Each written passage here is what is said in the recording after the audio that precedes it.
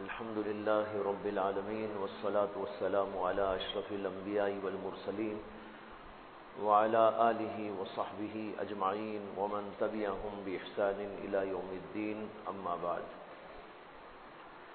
فأعوذ بالله من الشيطان الرجيم بسم الله الرحمن الرحيم ربنا تقبل منا إنك أنت السميع العليم صدق اللہ مولانا العظیم۔ قرآن کریم کے اندر حضرت سیدنا ابراہیم اور سیدنا اسماعیل علیہم السلام کے ایک واقعے کا تذکرہ ہے، اور وہ یہ ہے کہ اللہ تعالیٰ نے ان دونوں کو حکم دیا تھا اللہ کا گھر بنانے کا۔ چنانچہ ان دونوں بزرگوں نے، پیغمبروں نے اللہ تعالیٰ کا گھر تعمیر کیا، جس کو کعبۃ اللہ کہا جاتا ہے۔ اور جب گھر کی تعمیر مکمل ہوئی تو اللہ تعالیٰ سے دعا کی دونوں حضرات نے۔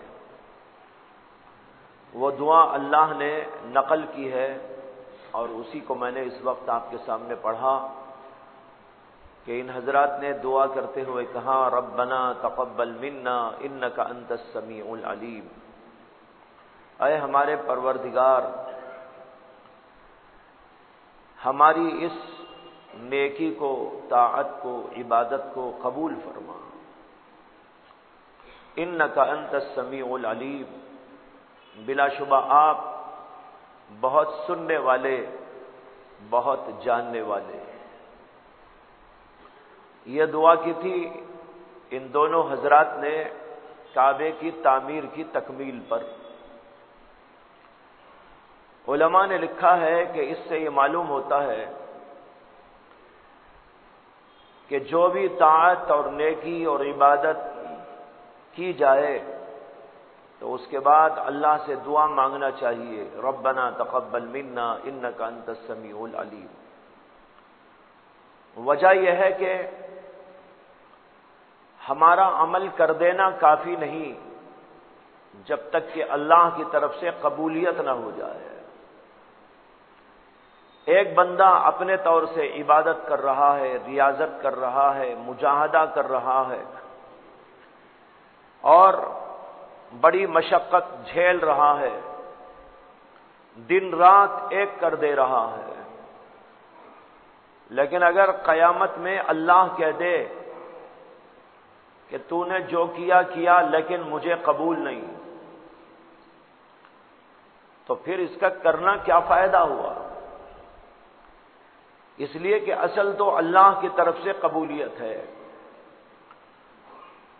بہت بہت کرنے کے باوجود اگر اللہ نے قبول نہ کیا تو سب بیکار ہے، اور اگر کسی نے چھوٹا سا کام کیا لیکن اللہ نے اس کو قبول کر لیا تو وہ بہت بھاری بات ہے۔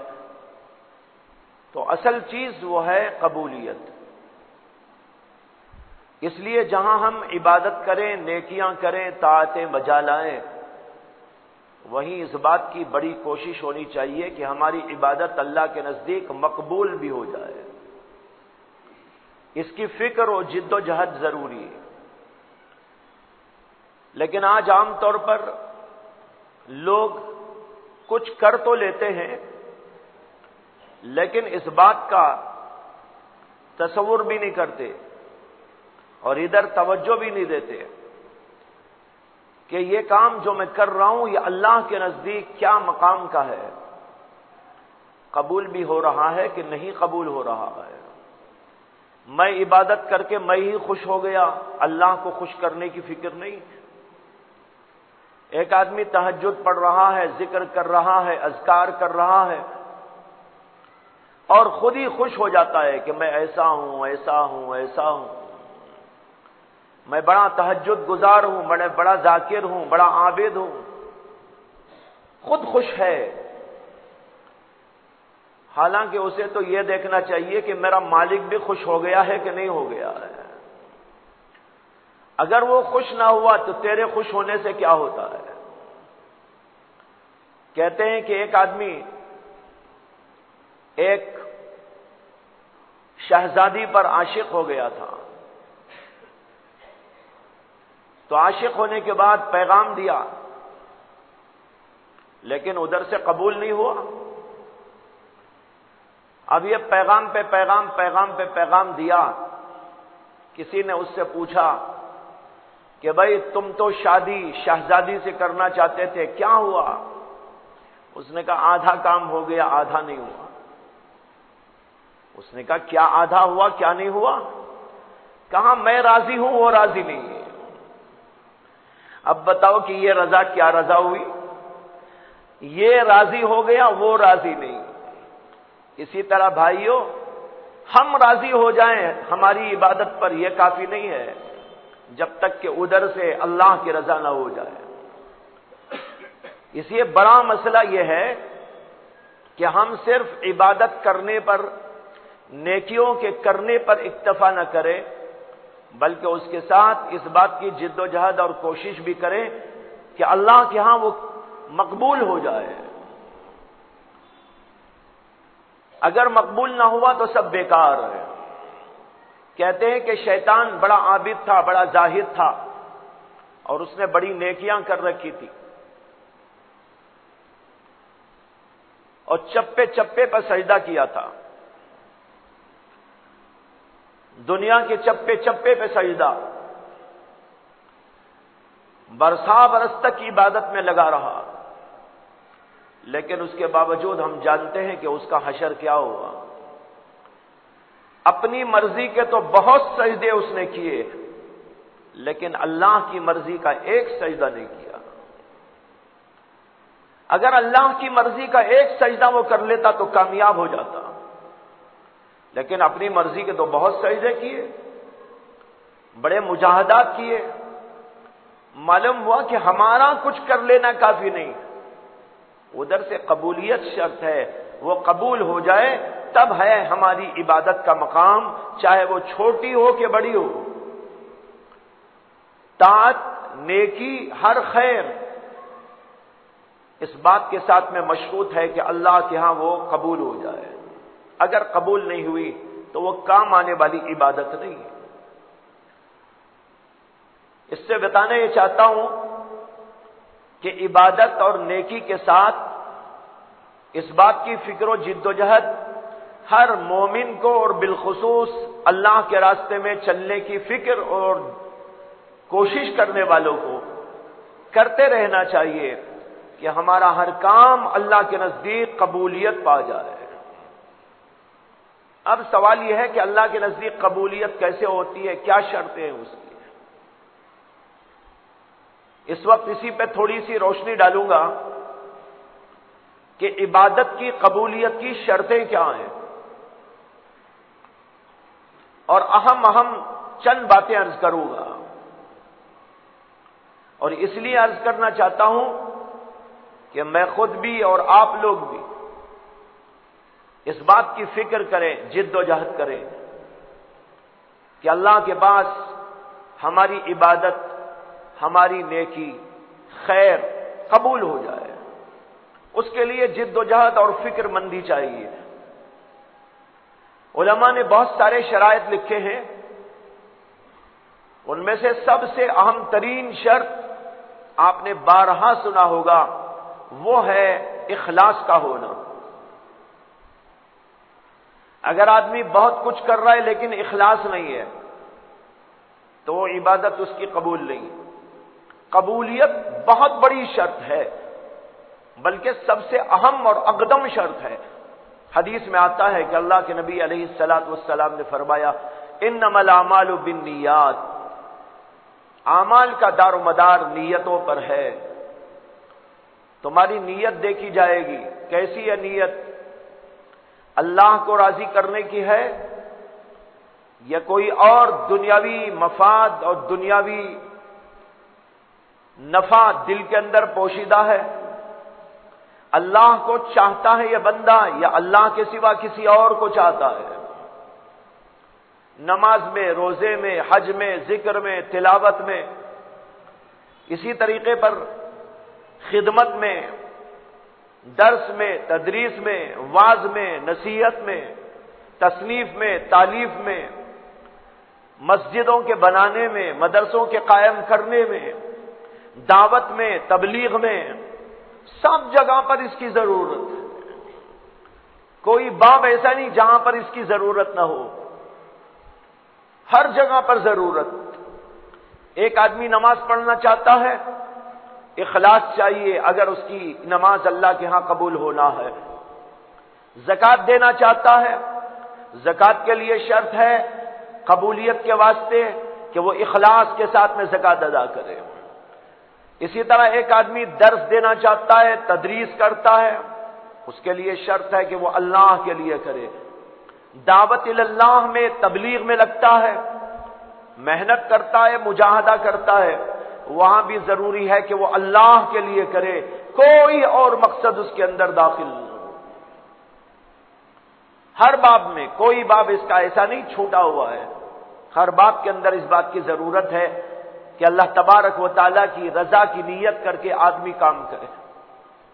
لیکن بعض لوگ دنیاوی مفادات، شہرت، اپنی عزت، دنیا میں اپنا مقام اور دنیا کے کچھ مفادات یہ ذہن میں رکھتے ہیں اور کچھ نیکیاں کر لیتے ہیں۔ نماز پڑھ رہا ہے لیکن نماز کا مقصد اللہ کی رضا نہیں، دنیا میں اپنا نام پیدا کرنا کہ میں بہت بڑا نمازی ہوں، حج پہ حج کر رہا ہے۔ پرسوں ایک صاحب نے مجھے فون کیا اور کہا کہ ایک مسئلہ پوچھنا ہے۔ کیا؟ تو کہنے لگے کہ میں عمرے کو جا رہا ہوں، ہمارے بہت سارے ساتھی کہہ رہے ہیں کہ جو ہے اس کا اعلان کرنا چاہیے۔ میں نے کہا اعلان کیسا؟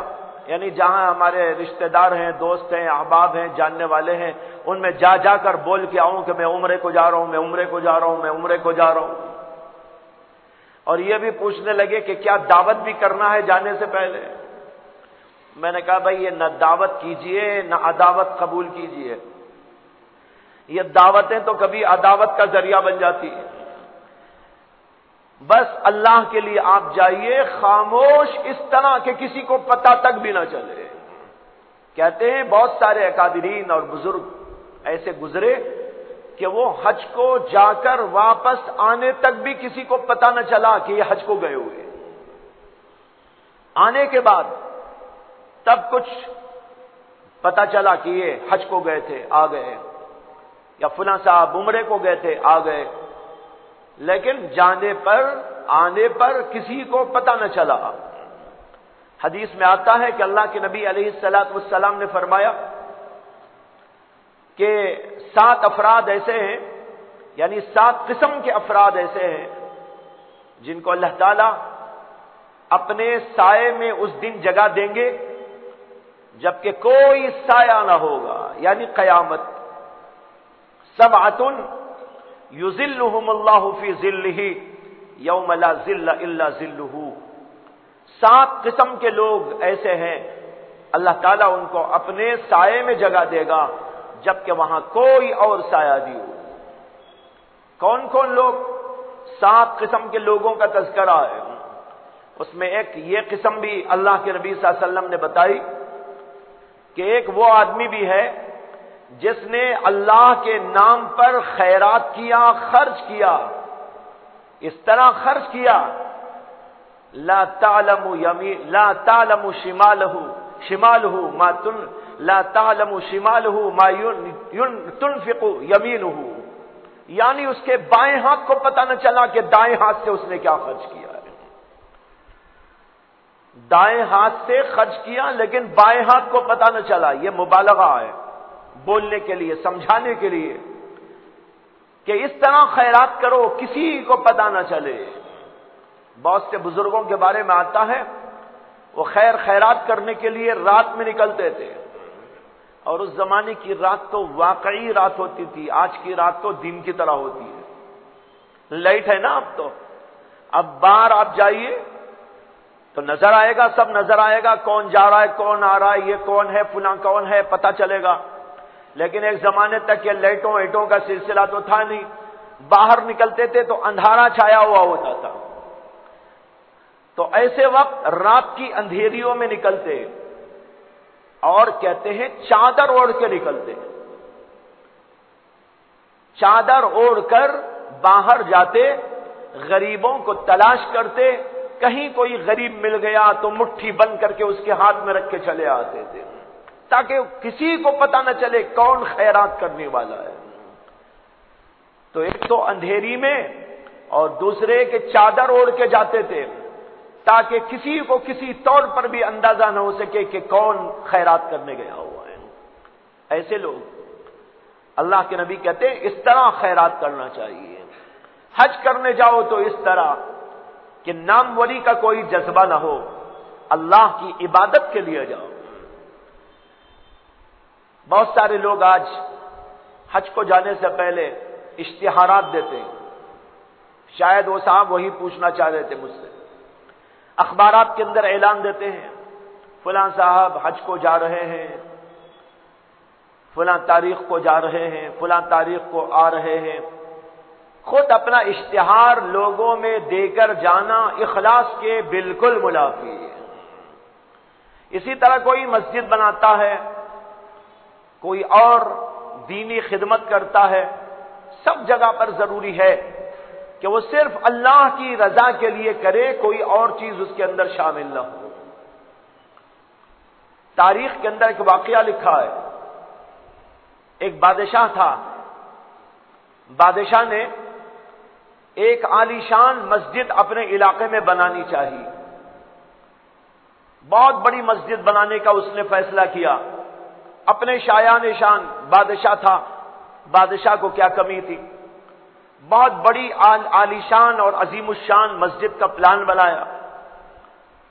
جب اس کا پلان لوگوں کے سامنے آیا تو وہاں کے جو مالدار اور بڑے بڑے رئیس لوگ تھے، انہوں نے بادشاہ سے گزارش کی کہ آپ ایسی عالیشان مسجد بنانے جا رہے ہیں، تھوڑا سا پیسہ ہمارا بھی لے لیجئے، اس میں ہم بھی شریک ہونا چاہتے ہیں۔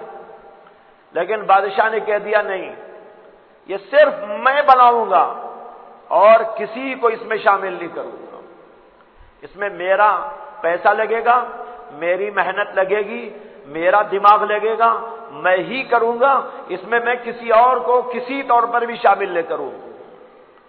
جب لوگوں نے اصرار کیا تو اس نے باقاعدہ اعلان کروا دیا تاکہ لوگوں کی امیدیں منقطع ہو جائیں، پھر کوئی درخواست ہی نہ کرنے پائے۔ خیر اعلانات ہو گئے، مسجد کی تعمیر کا آغاز ہو گیا، بنتی بنتی بنتی پوری مسجد تعمیر ہو گئی، بڑی عالیشان مسجد تعمیر ہونے کے بعد اس کو اطلاع دی گئی کہ مسجد کا پورا کام ختم ہو گیا ہے۔ بادشاہ آیا، مسجد کا پورا حصہ جا کر دیکھا، ایک ایک چیز کو دیکھا، بہت خوش ہو گیا، اور اس کے بعد میں کہا کہ بھائی مسجد کے اوپر اب ہمارا نام کندہ کر کے لگا دو۔ نام لگاتے نا، فلاں کی مسجد فلاں نے بنائی، تب اس نے جو ہے مسجد کے اوپر نام لگانے کا حکم دے دیا کہ ایک پتھر کندہ کیا جائے، اس کے اوپر ہمارا نام لکھا جائے اور وہ یہاں پر لگا دیا جائے۔ خیر اب وہ کام شروع ہوا، اس کے کارندوں نے عالیشان پتھر اور پھر اس کے بعد اس کا نام کندہ کر کے وہاں پر لگا دیا۔ جس دن وہ پتھر لگا اسی دن رات میں بادشاہ کو خواب نظر آیا۔ خواب کے اندر دیکھتا ہے کہ اللہ کا فرشتہ آیا ہے اور کہتا ہے کسی کو کہ مسجد کے اوپر جو فلاں کا نام لکھا ہوا ہے اس کو مٹا دو، اور اس کی جگہ ایک عورت کا نام لے کر کہتا ہے کہ اس عورت کا نام لکھ دو۔ چنانچہ خواب ہی میں بادشاہ دیکھتا ہے کہ جس کو فرشتہ حکم دیتا ہے وہ جاتا ہے اور اس کا نام مٹاتا ہے اور اس عورت کا نام وہاں پر لکھ دیتا ہے۔ بادشاہ اٹھا اور بڑا پریشان ہوا، یہ کیا قصہ ہے؟ اور جس عورت کا نام لیا تھا وہ اس عورت کو بادشاہ پہچانتا تھا، وہ اسی علاقے کی رہنے والی ایک عورت تھی، بوڑھی عورت، اور بالکل فقیر قسم کی عورت، اس کے پاس نہ پیسہ نہ روپیہ نہ کچھ، کہا جا رہا ہے کہ اس کا نام لکھ دو۔ چنانچہ وہ گیا اور اس کا نام مٹایا اور اس عورت کا نام لکھ دیا۔ بادشاہ خواب کے اندر دیکھ رہا ہے، صبح اٹھا پریشان ہوا اور لوگوں کو بلا کر کہا کہ میں نے آج عجیب ایسا خواب دیکھا ہے، پتہ نہیں کیا مطلب ہے اس کا، اچھا جاؤ دیکھ کر آؤ مسجد میں وہ میرا نام باقی ہے یا مٹ گیا ہے۔ لوگ گئے، جا کر دیکھا تو نام تو موجود تھا، مٹا ہوا نہیں تھا۔ آ کر اس کو بتایا نہیں آپ کا نام تو ایسے ہی ہے جیسے لگایا گیا تھا۔ خیر خاموش ہو گیا، اور پھر جب دوسری رات سویا تو پھر اسی طرح کا خواب نظر آیا۔ پھر اٹھ کر بیدار ہوا اور جو ہے اپنے لوگوں سے کہا کہ بھائی آج بھی میں نے ایسے ہی خواب دیکھا ہے، جا کر دیکھ کر آؤ پھر وہاں کچھ تبدیلی تو نہیں ہو گئی میرے نام میں۔ لوگوں نے آ کر کہا نہیں کوئی تبدیلی نہیں، وہ تو آپ کا نام ویسے ہی ہے۔ تیسرے دن تیسری رات پھر خواب دیکھتا ہے، اسی طرح خواب دیکھتا ہے۔ اب تیسرے دن بہت پریشان ہوا اور حکم دے دیا کہ اس عورت کو بلا کے لاؤ، پوچھیں گے کیا قصہ ہے۔ اس سے کہ اس عورت سے تو اس مسجد کا کوئی تعلق دور دور تک بھی نہیں، اس کا نام کیوں، میرا نام ہٹا کر اس کا نام لکھنے کی بات جو کہی جا رہی ہے، یہ آخر کیا وجہ ہو سکتی ہے؟ یہ تو اسی عورت سے معلوم ہو سکتی ہے، اس کو بلایا جائے۔ آرڈر ہوتے ہی لوگوں نے جا کر اس کو بلایا اور لا کر بادشاہ کے سامنے کھڑا کر دیا۔ وہ بیچاری غریب اور فقیر اور بوڑھی اور ضعیف، جب اسے کہا گیا بادشاہ بلا رہا ہے تو وہیں سے اس کے اوپر کپ کپی طاری ہو گئی۔ ارے بادشاہ بلا رہا ہے، پتہ نہیں کیوں بلا رہا ہے، کیا ہوگا؟ اب اس کو لا کے کھڑا کر دیا تو وہ جو ہے کانپ رہی ہے، اور بادشاہ کہہ رہا ہے اس سے نہیں کانپنے کی ضرورت نہیں، پریشان ہونے کی ضرورت نہیں، لیکن مجھے ایک بات بتاؤ، میں نے یہاں مسجد بنائی ہے نا، پتہ ہے؟ اس نے کہا ہاں حضور پتہ ہے۔ کہا تم نے اس مسجد کے اندر کچھ اپنا پیسہ روپیہ لگایا؟ اس نے کہا نہیں میں تو فقیر عورت، میں کہاں پیسہ لگاؤں، میرے لیے تو میرے ہی لیے کھانا مشکل ہے، میرے بچوں کو پالنا مشکل ہے، اور آپ کی ایسی عالی شان مسجد کے اندر بھلا میں فقیر کیا لگا سکوں گی؟ بادشاہ نے کہا نہیں کچھ تو تم نے ضرور کیا ہے، اس لیے ضرور بتانا کیا ہوا ہے، کوئی قصہ ہے مسجد سے متعلق تمہارے ذہن میں بتاؤ۔ اب اسے اصرار کیا تو اس نے اپنے دماغ پر بوجھ ڈالنے کے بعد نے کہا بس نہ میں نے پیسہ لگایا نہ کوئی اور کام کیا، البتہ ایک بات ہوئی ایک دن۔ کیا بات ہوئی وہی پوچھنا چاہتا ہوں۔ تو اس عورت نے کہا کہ میں یہاں سے گزر رہی تھی مسجد کے پاس سے جب تعمیر ہو رہی تھی، تو آپ کا سامان لانے والا جو گدھا تھا، جس کے اوپر پہلے زمانے میں تو اسی طرح نہ اونٹ وغیرہ یہ چیزوں کے گھوڑے پر یا نہیں تو گدھوں پر لاد کے لایا کرتے تھے سامان، تو اس نے کہا جو سامان لانے والا گدھا تھا وہ یہاں بندھا ہوا تھا، اور اس کا جو ٹب پانی کا تھا جس سے اس کو پانی پینا تھا وہ ذرا فاصلے پہ رکھا ہوا تھا، اس کی وجہ سے وہ گدھا پانی پینے وہاں تک منہ ڈالنے کی طاقت نہیں رکھتا تھا، جا رہا تھا لیکن تب تک نہیں پہنچتا تھا اور پریشان ہو رہا تھا۔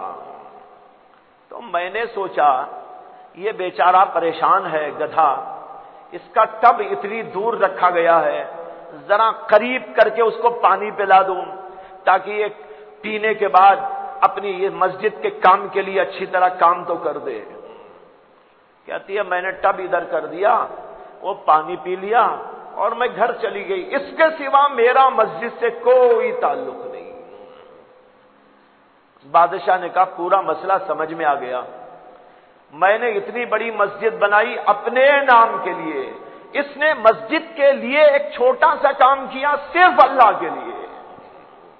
اللہ تبارک و تعالی نے فرشتے کو بھیج کر یہ اعلان مجھے میرے سامنے سنایا، گویا کہ قیامت کی بات ابھی بتا دی۔ اخلاص کے ساتھ چھوٹا سا چھوٹا عمل اللہ کے نزدیک کتنا بھاری بھرکم ہوتا ہے، قیمتی ہوتا ہے۔ تو بھائیو، ہر کام جو بھی کیا جائے اس کے اندر اللہ کی رضا مقصود ہونی چاہیے۔ میں یہ واقعہ بہت دفعہ سنا چکا ہوں، یہاں بھی سنایا ہوں گا۔ ایک لڑکی کا واقعہ، عبرت پذیر، عبرت خیز۔ واقعہ یہ ہے کہ حضرت مولانا شاہ عبد الغنی صاحب پھول پوری رحمت اللہ علیہ، جو بہت بڑے عالم، بہت بڑے صوفی اور اللہ والے تھے، اور حضرت حکیم الامت مولانا اشرف علی تھانوی نور اللہ مرقدہ کے خلیفہ خاص تھے۔ انہوں نے یہ واقعہ سنایا کہ ہمارے علاقے میں ایک بچی کی شادی ہو رہی تھی، شادی کا دن تھا، اس لیے اس لڑکی کو آراستہ پیراستہ کیا جا رہا تھا، بہترین کپڑے پہنائے گئے، زیب و زینت کی چیزوں سے اسے آراستہ پیراستہ کیا۔ لڑکی ویسے بھی خوبصورت تھی اور آراستہ پیراستہ ہو کر اس کا حسن دوبالا ہو گیا۔ ماں بہت خوش نظر آ رہی تھی، سہیلیاں اس کی تعریف کر رہی تھی، کیسی حسین بچی ہے، کتنی پیاری لگ رہی ہے، کیسی اچھی ہے۔ لیکن سب دنیا کے لوگ وہاں جو موجود تھے خوش، باپ خوش، ماں خوش، اس کی بہنیں خوش، اس کے بھائی خوش اور اس کی سہیلیاں خوش، لیکن وہ لڑکی خوش نہیں نظر آ رہی تھی۔ اب اسے خوش کرنے کی کوشش بھی کی جا رہی ہے، ہنسانے کی کوشش بھی کی جا رہی ہے، لیکن اس کا چہرہ بالکل اترا ہوا ہے۔ ماں پریشان ہو گئی، باپ بھی پریشان ہو گیا، بھائی سب پریشان ہو گئے کہ آخر کیا بات ہے کہ آج ابھی تھوڑی دیر کے بعد اس کا نکاح ہونے جا رہا ہے، لیکن یہ لڑکی خوش کیوں نہیں ہے؟ لوگوں کے دل میں مختلف خیالات گردش کرنے لگے۔ ہو سکتا ہے کہ اس کو یہ رشتہ پسند نہ آیا ہو، یہ اس لڑکے سے شادی نہ کرنا چاہتی ہو، اس وجہ سے یہ خوش نہیں ہے، چہرہ اس کا پجمردہ ہے۔ اس لیے اس کی سہیلیوں کو چھوڑا گیا کہ تم جاؤ اس سے بات کرو تنہائی میں کہ آخر یہ کیوں خوش نہیں ہے۔ اللہ نے حسن دیا ہے، مال دولت دی ہے، ماں باپ عطا کیے ہیں، سب موجود ہے، اب شادی بھی ہونے والی ہے، لڑکا بھی اچھا ہے، حسین اور خوبصورت بھی ہے، اور ظاہری طور پر بھی بہت ساری خوبیاں ہیں۔ جب موجود ہے سب کچھ تو آخر ناخوش رہنے کی کیا بات ہے؟ یہ لڑکی کیوں ناخوش ہے؟ لڑکیاں گئی سہیلیاں اس کی، اور جا کر تنہائی میں اس سے کہا کہ تمہارا چہرہ اترا اترا نظر آ رہا ہے، خوش نظر نہیں آ رہی ہو، آخر کیا بات ہے؟ کیا تم کو یہ رشتہ پسند نہیں ہے؟ اگر پسند نہیں تو بتا دو تمہارے والدین کو، تاکہ بعد میں کوئی بڑا مسئلہ نہ ہو، پہلے ہی ہو جائے۔ لیکن وہ لڑکی کہنے لگی نہیں نہیں، ایسی کوئی بات نہیں، مجھے لڑکا پسند ہے، شادی پسند ہے، سب ٹھیک ہے۔ ارے بھائی سب پسند ہے تو چہرے پر یہ پجمردگی کیوں ہے؟ تم ذرا سا بھی ہنسنے کو تیار نہیں، ساری دنیا یہاں تم کو خوش کرنے کی فکر کر رہی ہے، خود خوش ہے، لیکن تم کیوں خوش نظر نہیں آتی؟ اس پر اس بچی نے ایک جواب دیا۔ حضرت مولانا شاہ عبد الغنی صاحب پھول پوری رحمت اللہ علیہ نے یہ سنا کر یہاں کہا کہ اس بچی نے ایک ایسی بات کہی کہ اگر وہ ہم اور آپ اختیار کر لیں تو ہم سب نجات پا جائیں۔ کیا بات؟ اس لڑکی نے کہا کہ بھائی سب خوش ہیں، ٹھیک ہے، میرے ذہن کے اندر ایک سوال پیدا ہو گیا ہے، رات سے میرے دماغ میں ایک سوال گردش کر رہا ہے، اس سوال کی وجہ سے میں پریشان ہوں۔ مجھے لڑکا پسند ہے، نکاح پسند ہے، سب چیزیں میرے لیے سب یہاں موجود ہیں، میں کسی چیز سے ناخوش نہیں ہوں، لیکن میرے ذہن کے اندر ایک سوال آ گیا ہے، جب تک اس سوال کا حل نہیں ہوگا میرے چہرے پر مسکراہٹ نہیں آ سکتی۔ لوگوں نے کہا کیا سوال آیا ہے؟ وہ لڑکی کہنے لگی سوال یہ آیا ہے کہ میری ماں خوش ہے، میرا باپ خوش ہے، مجھے دیکھ کر سب کہہ رہے ہیں بہت اچھی ہوں، بہت اچھی ہوں، بہت اچھی ہوں، بہت خوبصورت لگ رہی ہوں، بڑی پیاری ہوں، اور ایسی ہوں اور ایسی ہوں، ڈبل پیسی ہوں، سب ہے، سب کہہ رہے ہیں، لیکن میرے ذہن میں سوال یہ ہے کہ مجھے جس کے لیے تیار کیا گیا ہے وہ کون ہے؟ ہونے والا شوہر۔ اس کو اگر میں ناپسند ہو گئی تو کیا کروں؟ دیکھ رہے ہیں آپ، وہ لڑکی کہہ رہی ہے سب خوش ہیں، ٹھیک ہے، لیکن جس کے لیے مجھ کو تیار کیا گیا ہے، مجھے کپڑے پہنائے گئے ہیں، جہیز تیار کیا گیا ہے، اور یہ اور وہ سارا ساز و سامان تیار کیا گیا ہے، اب میں شادی ہو کر اس کے پاس میں جاؤں، لیکن وہ کہہ دے کہ مجھے تو اچھی نہیں لگ رہی، تب میری زندگی کا کیا ہوگا؟ یہ میری زندگی کا سوال ہے۔ اس نے کہا یہ میرے دماغ میں آ گیا ہے سوال، اب میری ماں خوش ہے تو کیا وہاں جانے کے بعد میری زندگی بن سکتی ہے؟ یا باپ میرا خوش ہے، شوہر خوش نہ ہوا تو کیا شوہر والی زندگی میرے لیے کامیاب ہو سکتی ہے؟ اس نے کہا نہیں۔ تو کہا بس اس سوال کا جواب حضرت مولانا شاہ عبد الغنی پھول پوری کہتے ہیں ہم کو اور آپ کو بھی یہی سوال دل میں قائم کرنا ہے کہ ہم نماز کس کے لیے پڑھتے ہیں؟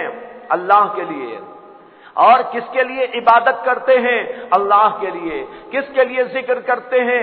اللہ کے لیے۔ کس کے لیے مسجد بناتے ہیں؟ اللہ کے لیے۔ اور سب جو کرتے ہیں اگر وہ اللہ کہہ دیا ہاں مجھے پسند ہے تو ٹھیک ہے، لیکن قیامت کے دن اس نے کہہ دیا مجھے پسند نہیں آئی تیری نماز، مجھے پسند نہیں آئی تیری زکوٰۃ، مجھے پسند نہیں آئی تیری مسجد کا بنانا، مجھے پسند نہیں آیا تیرا درس، اور مجھے پسند نہیں آیا تیرا واعظ، پھر کیا ہوگا ذرا یہ سوچ لیجیے۔ معلوم ہوا اس کی رضا اصل ہے، اللہ کی طرف سے رضا مل جائے اصل چیز وہ ہے۔ اس کو کہتے ہیں بھائیو اخلاص۔ ساری دنیا ہماری تعریف کرے، ہم اس طرف نہ دیکھیں، ہم یہ دیکھیں کہ ہمارا مالک ہماری تعریف کر رہا ہے کہ نہیں کر رہا ہے، ہمارا مالک ہمارے سے خوش ہے کہ نہیں ہے، یہ اصل چیز ہے۔ اس کا نام ہے اخلاص، اور یہ سب سے اہم اور اقدم اور سب سے زیادہ ضروری شرط ہے کسی بھی عبادت کی قبولیت کے لیے۔ انما الاعمال بالنیات، تمام اعمال کا دار و مدار نیتوں پر ہے۔ اسی حدیث کے اندر آگے فرمایا من كانت هجرته الى الله ورسوله فهجرته الى الله ورسوله ومن كانت هجرته الى دنيا يصيبها او امرأة ينكحها فهجرته الى ما هاجر اليه۔ مثال دے کر سمجھایا اللہ کے نبی نے کہ تمام اعمال کا دار و مدار نیتوں پر ہے۔ مثال کے طور پر ہجرت، وطن کو چھوڑ دینا، دوسرے ملک کو چلے جانا بہت بڑا کام ہے، دل گردے کا کام ہے، بڑی ہمت والا کام ہے۔ اپنے ملک کو، اپنی جائیدادوں کو، اپنے خاندان والوں کو، تمام رشتہ داروں کو، اپنے دوست احباب کو، سب کو خیر بات کہہ دینا، ایک نئے ملک میں نئے لوگوں کے درمیان میں جا کے رہ جانا کوئی معمولی بات نہیں ہوا کرتی۔ اللہ کے نبی کہتے ہیں اتنا بڑا یہ عمل ہجرت اگر اللہ کے لیے ہے، اللہ کے رسول کی خاطر ہے، تب تو وہ اللہ اور اللہ کے رسول کے لیے ہے، اللہ اس کا اجر اسی کے مطابق عطا کرے گا۔ لیکن اگر یہ ہجرت والا عمل کسی دنیا کے کام کے لیے، دنیا کمانے کے لیے ہے، یا کسی عورت سے شادی رچانے کے لیے ہے، فرمایا اس کی ہجرت تو اسی کے لیے ہے جس کی نیت اس نے کی ہے، اللہ کے لیے نہیں۔ اس حدیث کے تحت میں محدثین کرام نے ایک واقعہ لکھا ہے، ایک صحابی کا واقعہ، جن کو صحابہ کہتے تھے مہاجر ام قیس۔ ام قیس ایک عورت تھی مدینے میں رہنے والی، ایک صحابی کا زمانے جاہلیت میں اس عورت سے تعلق رہا، لیکن جب وہ اسلام لائے تو انہوں نے اس سے تعلق چھوڑ دیا۔ جب یہاں اللہ کے نبی علیہ السلام و صحابہ ہجرت کر کے مدینہ جا رہے تھے، اسی زمانے میں ان صحابی نے ام قیس کو مدینے میں پیغام بھیجا کہ میں تم سے شادی کر لینا چاہتا ہوں۔ تو اس عورت نے کہا ٹھیک ہے میں رضامند ہوں، لیکن میری شرط یہ ہے کہ تم مکہ چھوڑ کر مدینہ آ جاؤ۔ انہوں نے کہا بہت اچھا، شادی کرنے کی نیت سے مکے کو چھوڑ کر مدینہ گئے، وہاں جا کے شادی کی، اللہ کے نبی علیہ الصلوۃ والسلام کو ایک قصہ معلوم ہوا، تب اللہ کے نبی علیہ الصلوۃ والسلام نے یہ فرمایا تھا، انما الاعمال بالنیات وانما لامرئ ما نوى فمن كانت هجرته الى الله ورسوله فهجرته الى الله ورسوله ومن كانت هجرته الى دنيا يصيبها او امرأة ينكحها فهجرته الى ما هاجر اليه۔ یہ خطبے میں حضور نے اسی وقت آ کر یہ ارشاد فرمایا۔ صحابہ کہتے ہیں کہ ان کا نام ہی ہم لوگوں میں پڑ گیا تھا، مہاجر ام قیس، یعنی ام قیس کی طرف ہجرت کرنے والا۔ لیکن یہ بھی ایک عجیب بات ہے کہ کسی بھی روایت میں ان صحابی کا نام نہیں ہے۔ یہ واقعہ تو آیا ہے، اور ان کا یہ کہتے ہیں نا ٹیڑھا نام، آڑا نام، یہ آڑا نام تو آیا ہے، مہاجر ام قیس، ام قیس کی طرف ہجرت کرنے والے، لیکن ان کا اصلی نام کیا تھا کسی حدیث میں نہیں آیا۔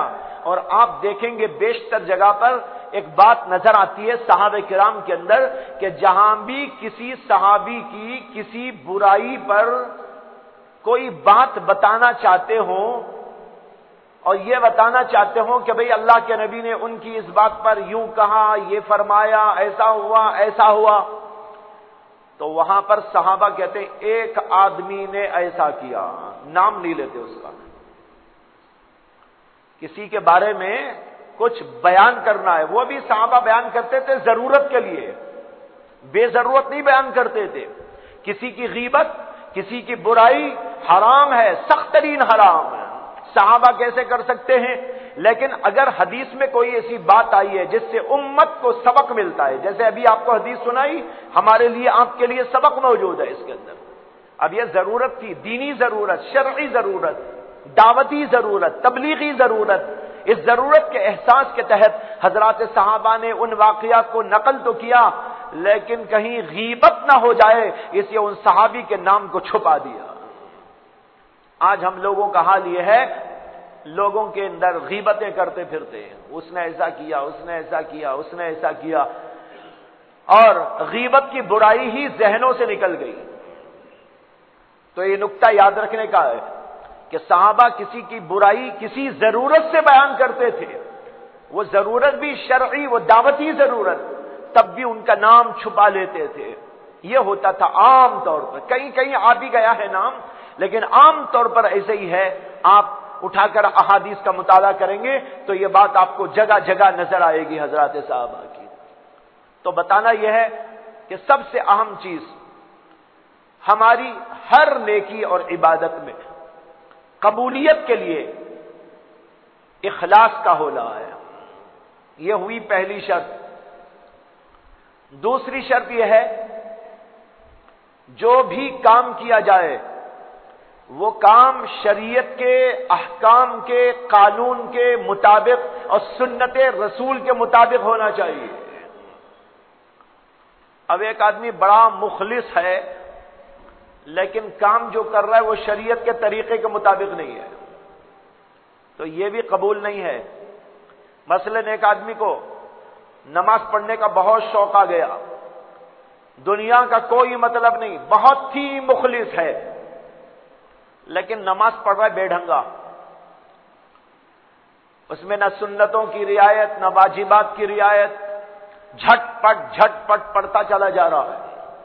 مخلص ہوگا وہ اپنے طور پر، دل میں اس کے اخلاص تو ہوگا، لیکن یہ نماز پڑھنے کا طریقہ جھٹ پٹی طریقہ، یہ سنت طریقہ نہیں ہے، قانون الہی کے مطابق نہیں ہے۔ نماز کو اللہ کے رسول کے بتائے ہوئے طریقے پر پڑھنا ضروری ہے۔ نمازی نہیں، نماز ہو، روزہ ہو، حج ہو، زکات ہو، ذکر ہو، تسبیح ہو، کچھ بھی آپ کریں، سب کے اندر دیکھنا چاہیے اللہ کا قانون کیا ہے، اللہ کے رسول علیہ الصلوۃ والسلام کی تعلیم کیا ہے، اللہ کے نبی صلی اللہ علیہ وسلم کی سنت اور آپ کا طریقہ کیا ہے، تب جا کر وہ اللہ کے نزدیک قبول ہوتا ہے۔ اگر آدمی میں شوقیہ آ کر بہت ہی مخلصانہ چاہے کرے لیکن شریعت کے قانون کے مطابق نہ کرے تو وہ عبادت مقبول نہیں۔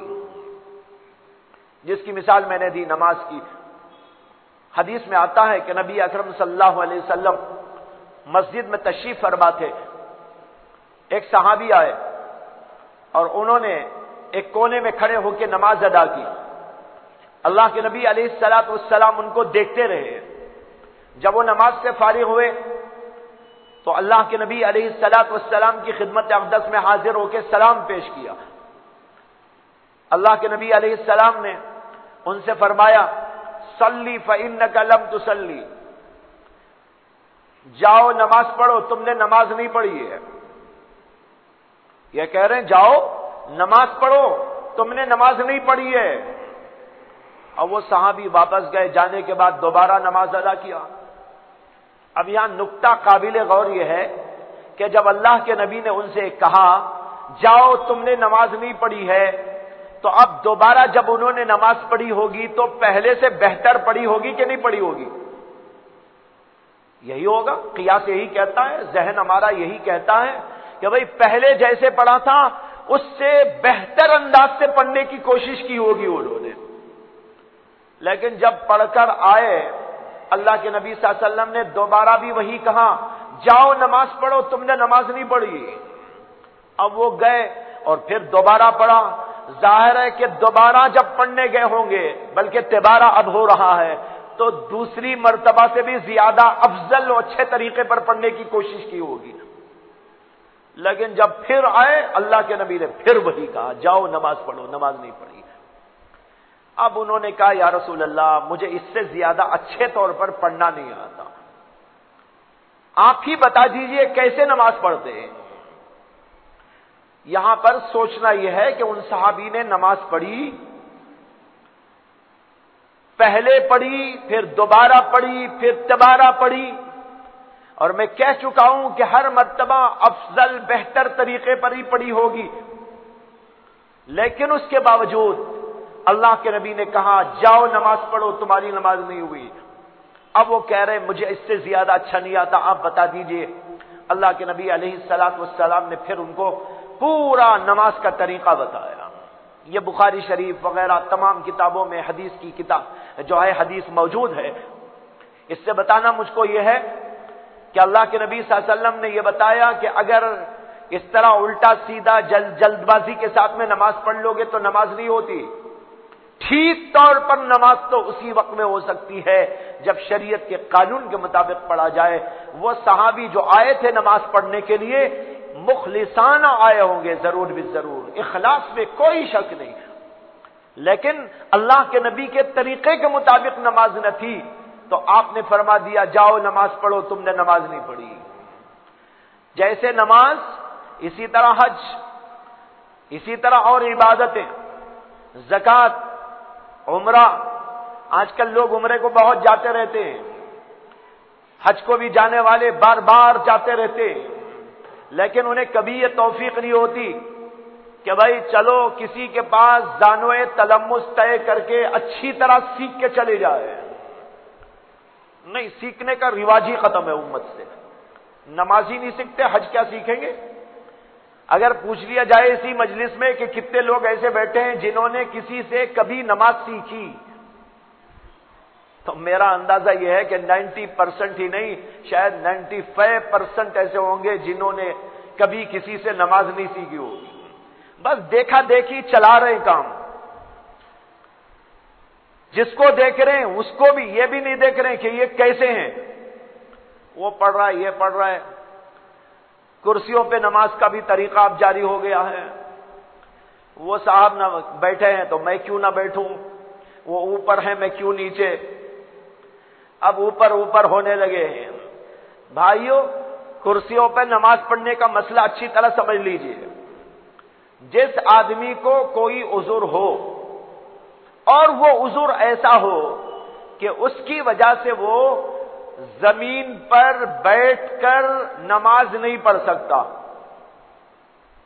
زمین پر بیٹھ کر، ایک تو کھڑے ہو کے پڑھنا ہے جیسے سب پڑھتے ہیں، لیکن اسے کچھ ایسی بیماری ہے کہ اس کی وجہ سے وہ زمین پہ تو بیٹھ سکتا ہے، کھڑا نہیں ہو سکتا لیکن زمین پہ بیٹھ سکتا ہے.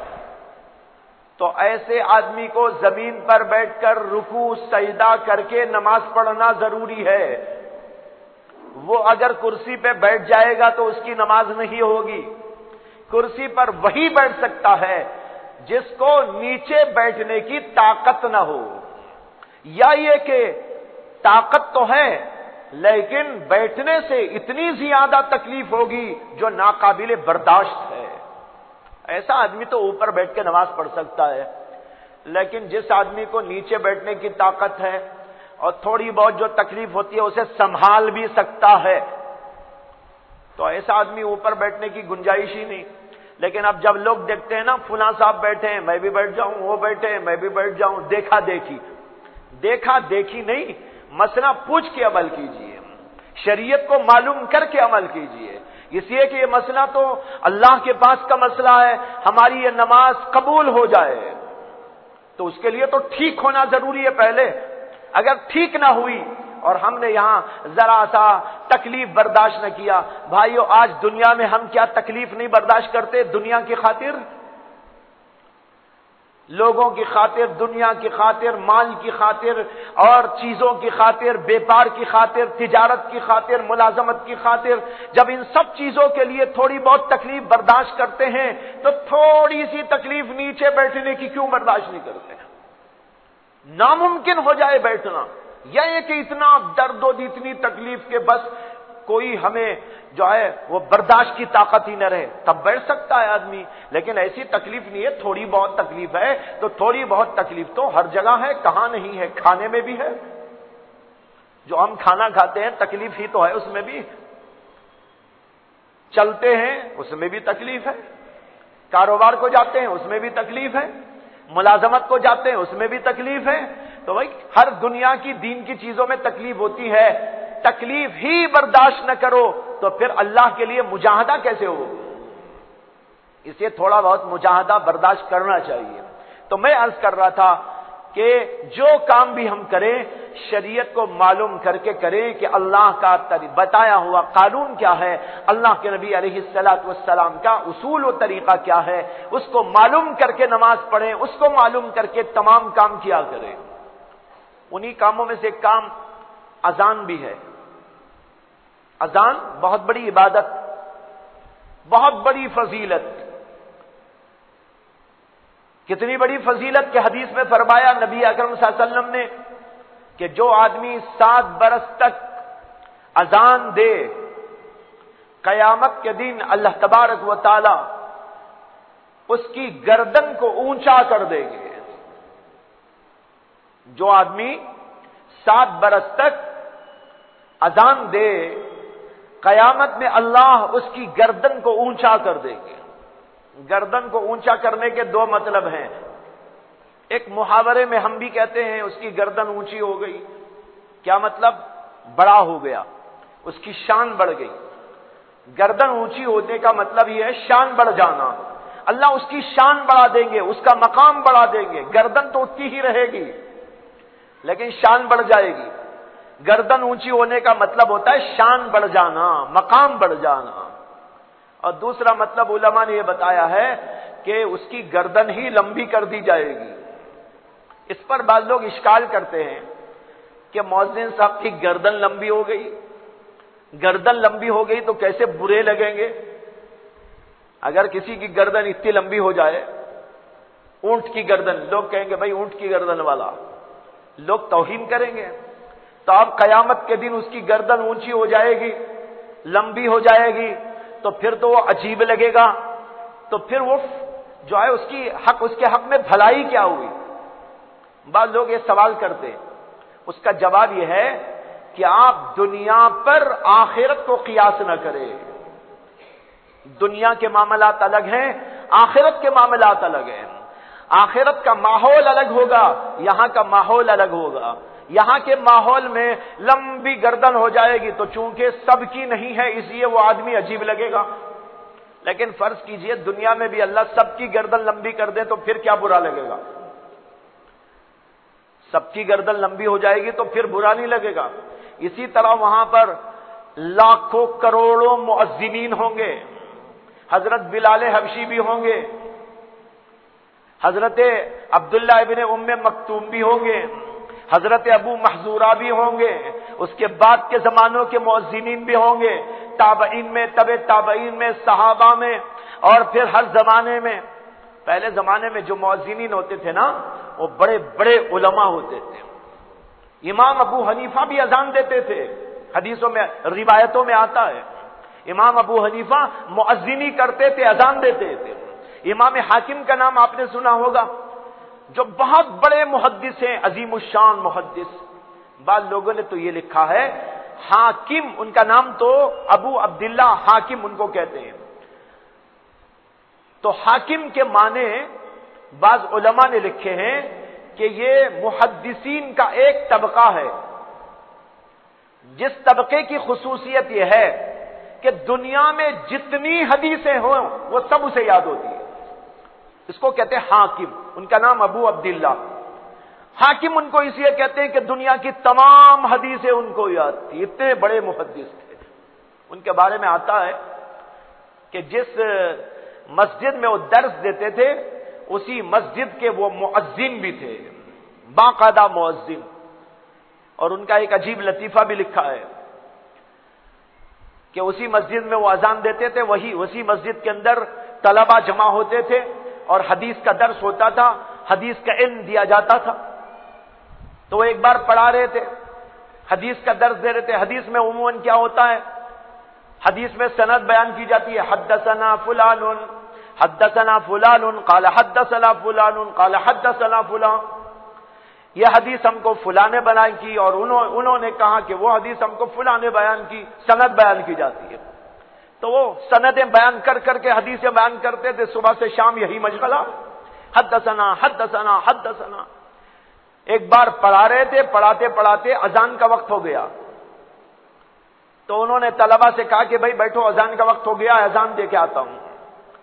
تو وہاں مینارے پہ چڑھے، پہلے زمانے میں مینارہ ہوتا تھا اذان دینے کا، اس مسجد میں بھی تھا، مجھے یاد آ رہا ہے کہ اس علاقے میں ایک مینارہ تھا، چڑھ کے وہاں اذان دی جاتی تھی ہمارے بچپن میں۔ تو مینارے پہ چڑھے، مینارے پہ چڑھ کے کان ایسا رکھ کر، انگلیوں کو کان میں رکھ کر انہوں نے اذان دی۔ کیسے اذان دی؟ کہنے لگے حدثنا، یعنی حدثنا پڑھا پڑھا پڑھا پڑھا کر اتنا گھس گیا تھا کہ اذان دینے گئے تو ان کو اذان کے الفاظ کی جگہ یہی زبان پہ نکل گئے، حدثنا۔ لوگوں نے کہا حضرت اذان ہے، حدثنا نہیں۔ تب ان کو خیال آیا، پھر اس کے بعد انہوں نے اذان پڑھی۔ یہ بھی لطیفہ ان کا لکھا ہوا ہے۔